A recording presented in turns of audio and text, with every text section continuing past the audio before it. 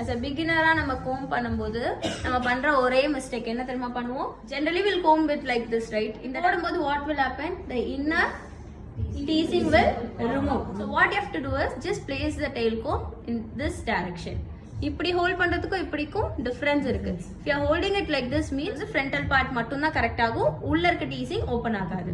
இதுவே உள்ள இப்படி comb பண்றோம் அப்படினா what will happen? This bristles will go inside and then teasing will be removing. As a beginner இந்த mistake நம்ம பண்ணுவோம். So whenever you are placing the tail comb it should be in the slanting position. இங்க rings தெரியுதா?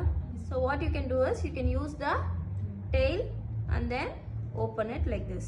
Both the sides you can remove and then you can set it so that and the mess இருக்க work வந்துட்டு இருக்காது. It will be in a neat finish.